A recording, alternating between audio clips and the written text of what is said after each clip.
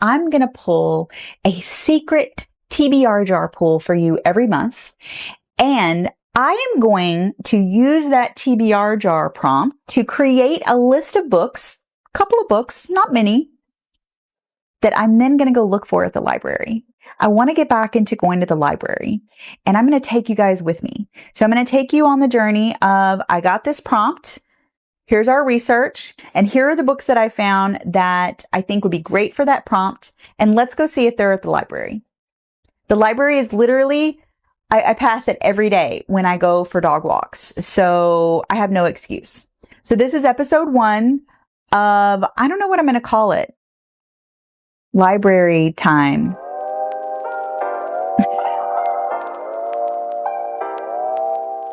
So let's head over to the TBR jar, and we're going to pull our first ever library prompt pull.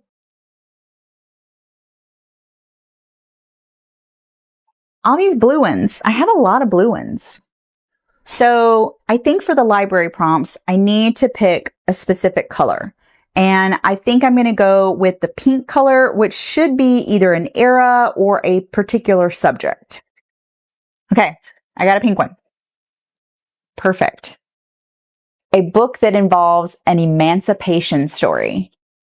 So while I have several on my shelves that could qualify for that prompt, that's going to be our very first library prompt. So I'm going to do a little research. I'm going to come back and talk about the books that I have identified as potential library finds. And then again, we're going to go on a little trip down the street and see if we can find a book that meets our library, a book at the library that meets our prompt. So I'm taking you guys on a ride. I would normally walk to the library, but we're short on time. I have a hair appointment, so I only have about a half hour to go to the library and look for one of the 4 or 5 books that I have identified that matches our theme for July based on our TBR jar pull. So I am excited to see what we find. If any of these books are available, I have sorted them by page count because I do have a very large July list of hopefuls, and I want to be realistic. I really, really want this book to be a priority. And I think that if I choose something that is super, super long, it's going to be hard. It's going to be hard. So this is the plan. Let's go for it. Arriving at the library, see if we could find a parking spot. Oh my goodness. Okay. There were a few. Let's whip on in here. Okay. It is hot. So you're getting like the full on, effect of the air conditioning. I just got through walking the dog, and I'm hot. So the air is on full blast. I'll try and edit that noise out, but I want to talk through these books. There's one that I would absolutely love to get my mitts on, but it is one of the longest. From what I understand, it has an emancipation story, which again is our theme. It's called Cane River by Lalita Tadami. I really want to read this because I grew up on Cane River, and I have a feeling that I would feel a very emotional tug and pull to this story. The Sweetness of Water by Nathan Harris is another book on the list. Beloved by Toni Morrison, which I think might be the shortest. Uncle Tom's Cabin by Harriet Beecher Stowe, which I have never read. And then Roots by Alex Haley, which again, I have never read. There are quite a few other books on the list that I did research and find, some of which I've already read or I already own. And the whole point of this is to collect something from the library that I don't already yet own and I've never read. I also have a couple of other books on here that aren't written by Black authors, and I want to prioritize Black and people of color authors. So let's go see what we can find. So Avi, I'm not going to be able to talk very much in the library, but I wanted to show you the Silver Lake branch of the LA Public Library System.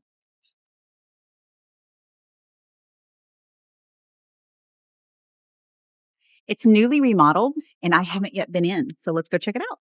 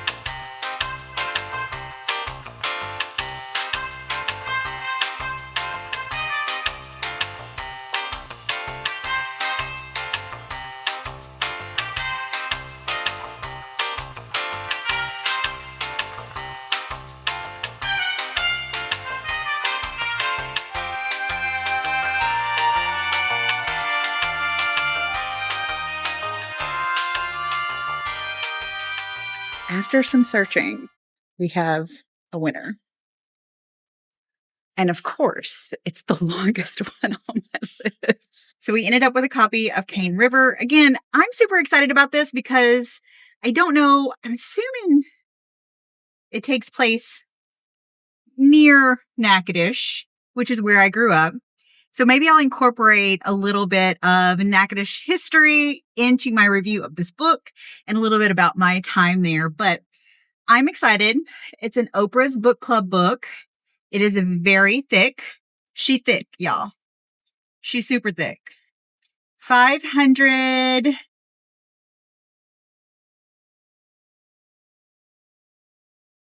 About 500 pages. There's also some beautiful photographs in this book. So as we're reading, which we're going to do a reading vlog, as we're reading, I'll try and showcase some of those for you guys. It was successful. Our very first library trip was successful. Stay tuned. I am going to be vlogging my experience with this thick book, this thick lady, I should say. So stay tuned.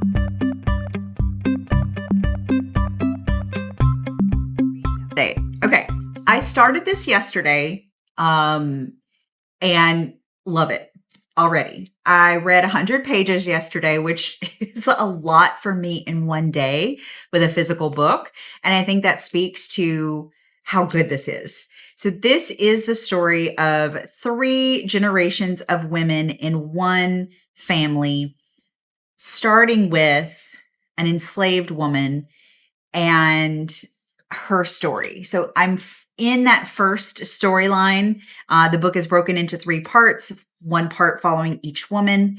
And I cannot wait to see where this goes. Part 1 is all about Suzette. When we first meet her, she's a young girl. It really is a fascinating story. It takes you right to the plantation where she is living. It's all told from her perspective, which I think is fabulous. One of the things that I noticed after reading like A Color Purple earlier this year and then reading Cane River, I think the language used and the way of speaking and the dialogue is much more approachable in Cane River. Afia Atakora's Conjure Women was a little bit more in keeping with A Color Purple in terms of the language and the vernacular that was used. I do think this is a little bit more approachable. Does that mean it feels authentic or inauthentic? It's hard to say. I'm only 100 pages in. I think that I gravitate a little bit more to the kind of more common vernacular and use of language and dialogue, like in A Color Purple or Conjure Women. So that is one thing that I'm noticing a lot so far. Doesn't mean it's bad. I actually really love it. I love Suzette's storyline so far. In the first 100 pages, she has already faced some significant challenges. Unfortunately, she's a victim of what we know to be true about slavery, specifically around enslaved women being victims of essentially sexual assault and having children by white masters or white family members. So that's happened already at a very young age. And that is heartbreaking. The story of that is just heartbreaking. And now both the plantation owner and his widow have since passed. And there's a threat of sale of the entire property and all the enslaved people on the property. So that's as far as I've gotten. I'm going to try and give you regular updates as I read through this without spoilers. I'll give you tidbits about things that happen, but I don't want to give any spoilers. Again, I'm loving this. I love that it has, let me find one, photos of documents and people relative to the story. This is actually a photo of Augustine Matuire at the Church of St. Augustine, which I grew up with a lot of Matuires and who still live in the Cane River area that's discussed in this book, and have personally been to St. Augustine Church. It's beautiful. And so again, this is, I think, really impactful for me, but I think it would be impactful for anybody.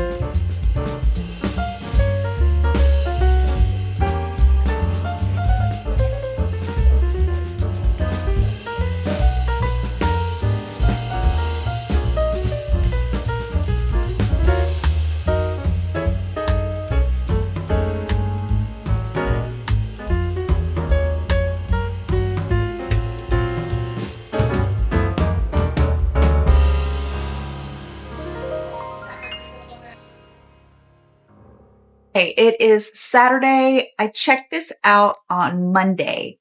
I have a little less than half to finish, and I am obsessed with this book. I'm sad that I did not make time to read yesterday, but I got really sucked into a project on the blog. More about that later. And now I am like desperate to finish this today because I just want to spend all my time in this book. So there are 3 parts to the book. Part 1 follows Suzette. Part 2 follows Philomene. And part 3 follows Emily. So mother, daughter, granddaughter. And I think I'm about to finish part 2, which has definitely been my favorite part of the book. Part 1 was great. Part 2 has been spectacular. I just got to the post-Civil War freedom period, and it's really been moving. That Emancipation story, which is what I was looking for in this project, is loud and clear and beautifully captured in this book. And I have had my heart broken so many times, but then also stitched back together. Terrific, terrific book so far. I mean, I'm already at a 5-star. This has 6-star potential, and I cannot wait to read the rest of it. I am going to vegetate today. I am not feeling very well. I overindulged a little bit on Friday night. So I'm basically taking the day to vegetate and finish this book. Read with me. Page 301. So I've got about 200 pages left. I always hate doing this, like looking at the end, because I don't want to get any spoilers. I have about 216 pages left, to be exact. I'm at a part of the book that I think, like I said, I think it's the end of part 2. Philomene has just sent her daughter to New Orleans to attend a school. Remember, everybody is free now. Her daughter, so Philomene herself is half white. Her daughter is half white. So she's very, very, very light skinned, to the point where we hear in the book that she could pass as white. So it's important to her, it's important to Philomene that she have some type of education and opportunity to better herself, especially given the advantage of her light skin. There's a lot of conversation in this book about skin tone and the strata of skin color as it relates to opportunity and advantage. I'm enjoying getting the emotional experience of that's happening in this book, but also it's really, really rich with insightful looks at what it was like to be a slave and what it was like to now be free after being enslaved. I just finished a chapter about the beauty of choices, having choices for the first time in your life, and enjoying that so much that you put off making the choice just to kind of relish in the option a little bit longer. It clicked for me.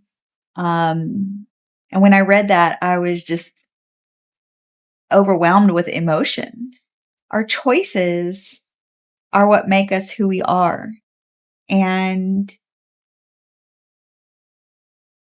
it just seems so inhumane to take away someone's choice.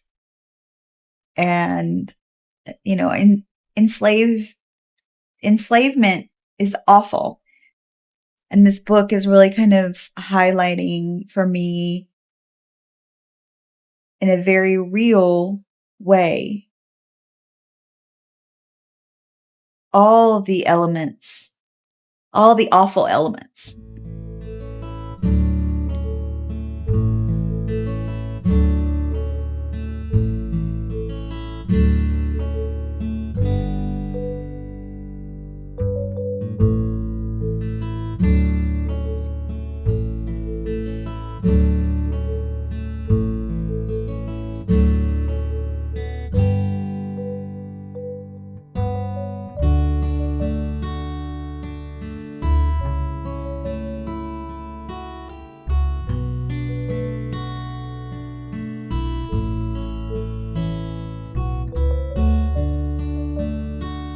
I have less than 100 pages left, but I have to go to the grocery store to get something to make for dinner. I intend to finish this tonight so that I can have a review ready for you guys. I want you to get your hands on this book so bad. It is so good. Like, it's so good.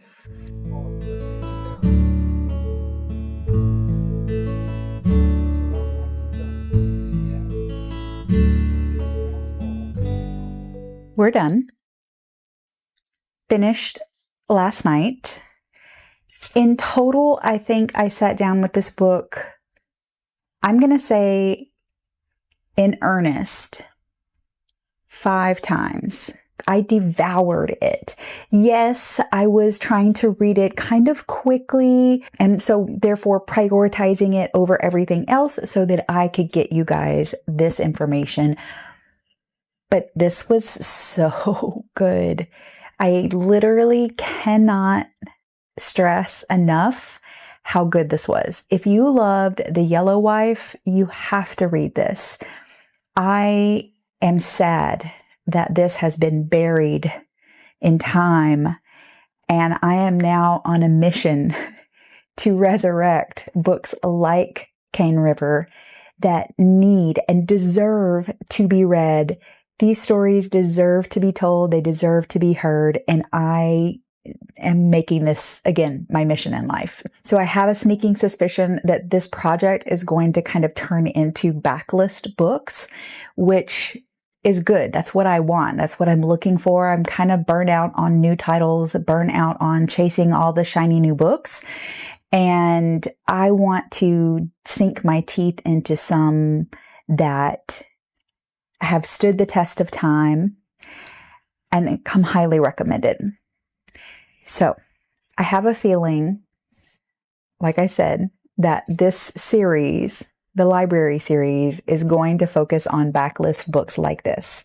The final part of this book focused on Emily, and Emily's story was by far the most complicated in terms of race and relationships, and the way that race played a role in those relationships, both within her family, her love relationship, as well as the community at large. And it's the first time that we hear about the bleaching of the line. And I think I talked about that already. And that really resonated, for me, in some of the more minor characters, one of Emily's sons in particular, who at some point you see him make this mental shift away from the bleaching of the line, that it just, it felt very almost like coming home. Like that experience for that young man, it must have felt like that realization must have felt like coming home to a truth, a reality, and an acceptance. I don't want to give anything away. The end is not what I expected. It wasn't bad. It just was not what I expected. And now I'm really eager to dig into, the crows are back. Now I'm eager to get my mitts on the sequel, Red River. So of course, I've already found 2 copies on Pango, one of Cane River, one of Red River. They're on their way. I was thrilled at the structure of this book and its how well it aligned with what I was hoping for in an emancipation story. So we have the 3 women. Technically, there's a 4th there's, oh my God, how many? 1, 2, 3, 4, 5. There's 5 generations represented in this book. Obviously, it begins during the antebellum period when everyone in the book is enslaved, or everyone within the family in this book is enslaved, with the exception of one free white woman of color. And you can tell in that early stage of the book that leaning toward not only freedom, but also that desire to be white. And I feel like the book, as I said before, just kind of came full circle with regard to that. There's a point in part 2 where Philomene is approached after the Civil War and asked, just stay with us for a few more months so we can get the farm back up and running. You know, the war is over.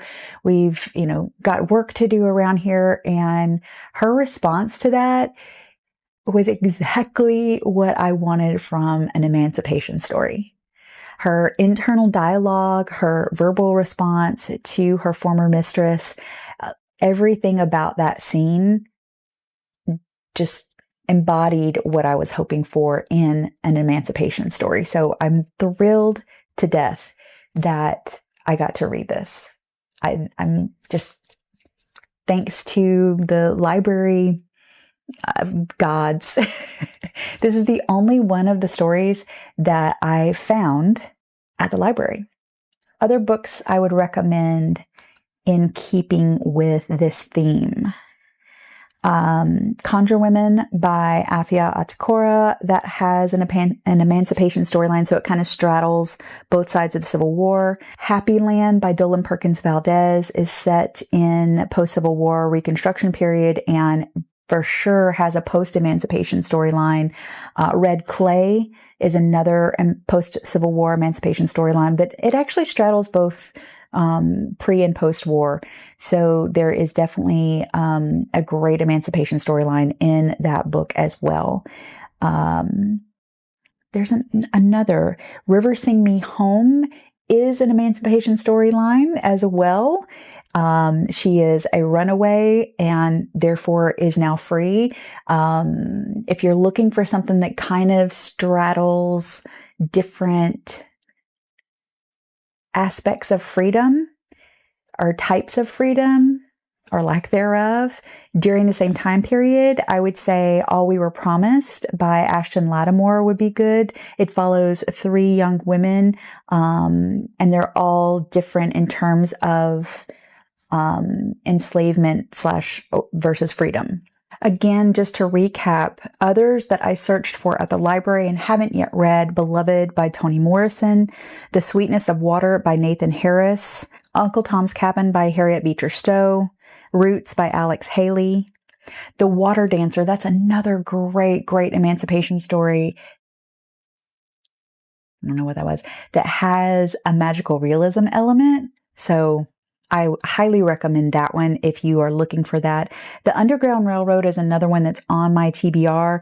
I actually own it, so that's not one of the ones that I searched for at the library because I really wanted to focus on books that I don't own and haven't yet read. The Thread Collectors, that also has an emancipation storyline as well. It takes place during the Civil War, and the whole story is built around the idea that one of the women in the story can create maps using spare thread, so that slaves could escape.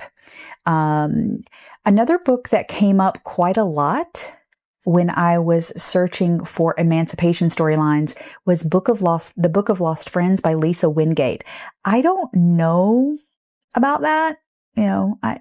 It's hard for me to recommend a book that is written by a white woman that tells an emancipation storyline.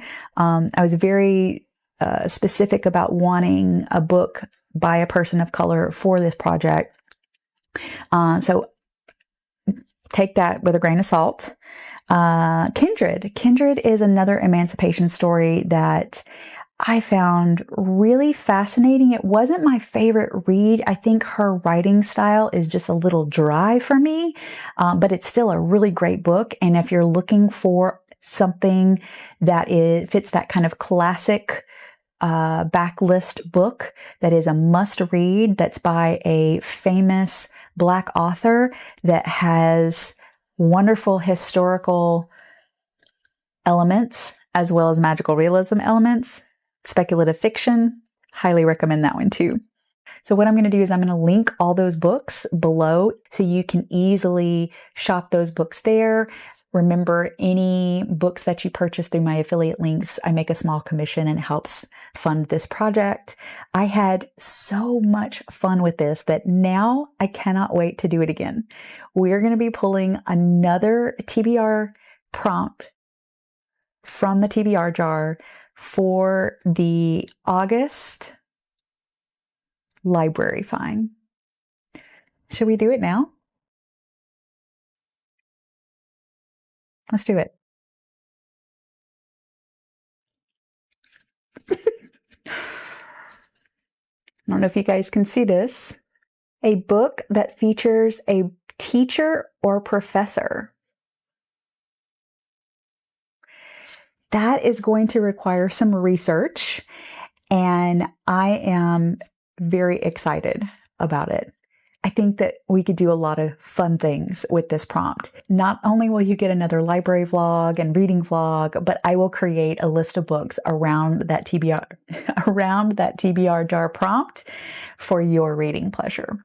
Thank you all for subscribing and hanging around. Happy reading.